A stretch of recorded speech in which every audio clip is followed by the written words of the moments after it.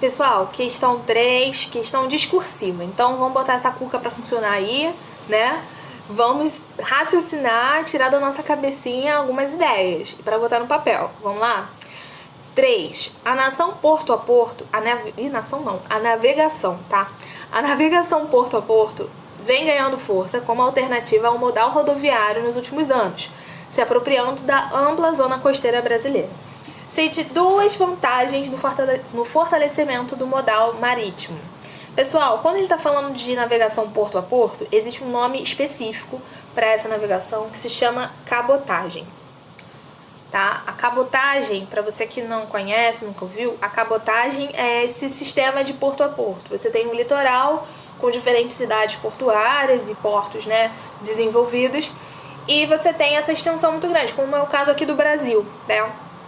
A gente tem, então, desde lá de cima, do norte, nordeste, a possibilidade de ir navegando, né, entre os rios e o mar do Oceano Atlântico, né, a fazer essa navegação de porto a porto até chegar ao finalzinho lá do Brasil, no sul, né, no Rio Grande do Sul.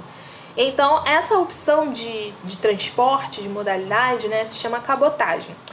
E essa cabotagem, ela envolve não só essa questão porto a porto, mas também essa questão que a gente está falando, né, de intermodalidade, tá, da coleta, né, de determinada produção que vai precisar chegar até o porto. E como ele chega até o porto? Basicamente, aqui no Brasil, a gente tem esse transporte através de uma rota rodoviária. Então, essa intermodalidade, né, faz esse caminho, né, da fábrica, que pega o transporte rodoviário, leva até o porto. Do porto, ele vai ser levado em containers, né, no transporte marítimo, né, no aquaviário. Aí ele vai levar até um próximo porto, vai despejar determinada quantidade ou escoamento de produção que ele deseja. Os caminhões vão lá, o sistema rodoviário vai pegar essas mercadorias e vai levar até um cliente final ou centro de distribuição mais interior, né, que não vai estar necessariamente próximo ao litoral, tá? Então esse se chama o sistema de cabotagem, beleza? E aí, só para vocês lembrarem, né, do que a gente estava falando, né, na aula teórica, que por que esse sistema de cabotagem é importante? Porque a gente precisa cada vez mais ter uma matriz intermodal, né, que não usa só um tipo de matriz de transporte, né? Precisa ter uma matriz equilibrada, digamos assim, tá? E aí, por exemplo, eu mostrei aqui pra vocês, tudo bem que esse tema ele tá falando mais sobre a questão de poluentes, né?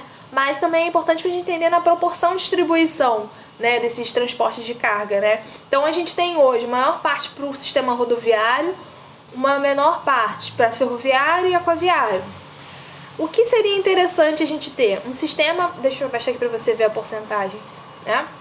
Um sistema mais equilibrado entre rodoviário, ferroviário e aquaviário, para que eles possam se interligar, né? A gente tem aí sistemas, né, uma faixa litorânea muito grande, então o aquaviário ele não pode ser descartado, né? A gente só usa 12%.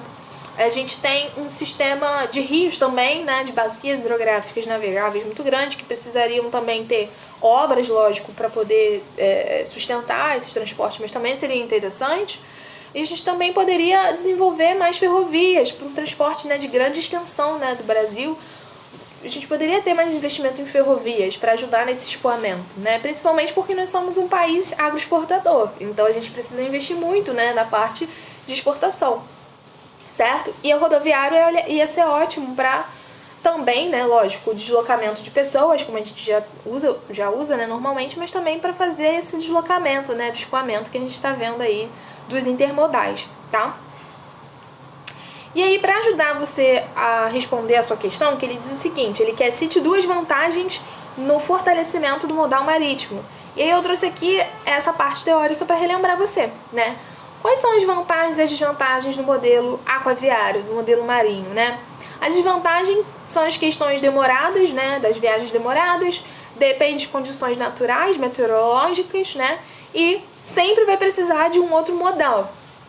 Então, por exemplo, nesse caso da cabotagem, é um exemplo prático que a gente percebe isso, né? A gente precisa ter um modal rodoviário para levar essa produção, né, do litoral para as áreas mais interiores. A vantagem, que é o que você precisaria aí responder são as questões de ideal para comércio internacional por conta das longas distâncias que o navio pode percorrer, é um modal barato, o transporte de cargas de grande tonelagem, mercadorias de baixo valor e não perecíveis são os melhores para esse tipo de produção. Então, olha só o que você podia escrever na sua questão discursiva. Deixa eu abaixar aqui. Cite duas vantagens. Então, era só você citar. O que você podia falar? Altíssima capacidade de carga. Você poderia falar dos containers, né? Baixa emissão de gases poluentes. Isso também é muito importante, né? Diferente do modelo rodoviário, né? Que vai emitir os gases, né? De combustíveis fósseis. Melhor relação tonelada por volume de combustível, né? A produtividade dele vai ser maior nesse deslocamento. E o baixo risco de acidentes, né? Também incluído aí. Então você podia falar aí qualquer uma dessas vantagens ou das anteriores aqui que a gente estava falando, tá certo? É isso, gente. Espero que tenha ajudado vocês a revisar esses conteúdos de transportes.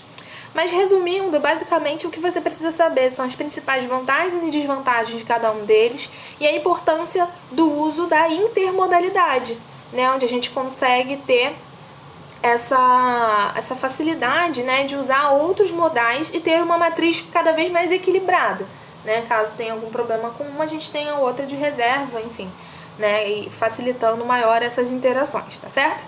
É isso, pessoal. Até a nossa próxima aula.